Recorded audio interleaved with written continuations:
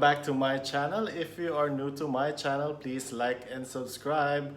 So as you can see guys, we are all still on home isolation with the rest of the world. So a better way to kill time and also to improve yourself or improve your skills is to learn something new.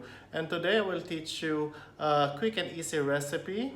It's pasta and clam and white wine sauce. So let us start cooking. Okay guys, so here are our basic ingredients.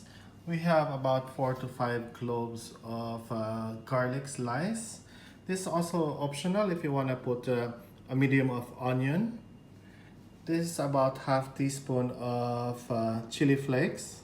Also have chopped parsley. Fresh parsley is advisable.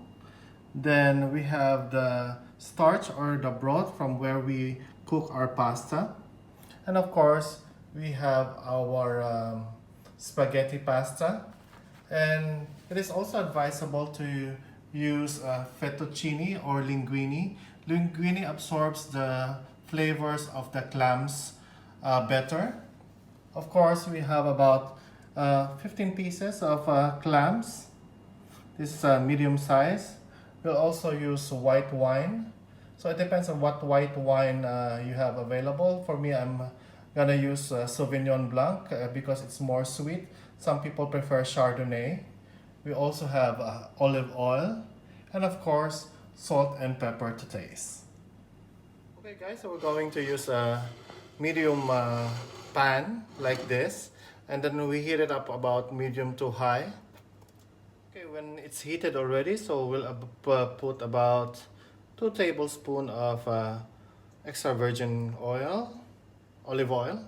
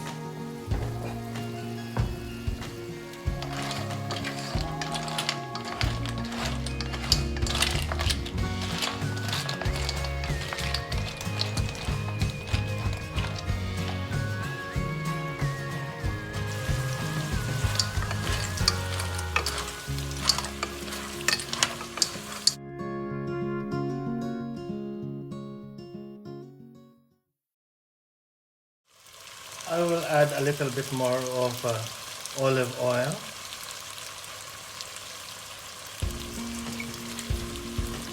A bit more of our chopped parsley.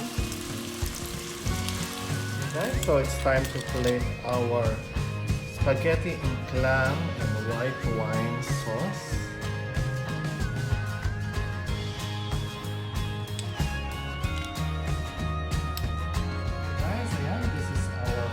Product, our spaghetti in clam and white wine sauce. Okay guys, so it's now time to taste our dish. Since we used white wine, it's better to also have your dish with your chosen wine. So tikman na natin. Let's get a little bit of this clam. Bon appetit or buon appetito in Italian.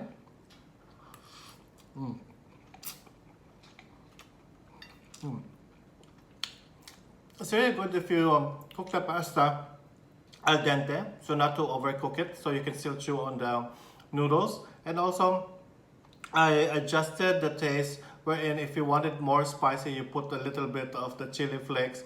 If you need a little bit more of saltiness, so you can also add salt or pepper as you wish. So guys, during isolation or during the times of this pandemic, there's a lot of things that we can do to keep ourselves busy, learn a new dish, and I'll share any more dishes with you. Please comment below. And thank you for watching and see you guys in my next videos. Salamat po. Bye!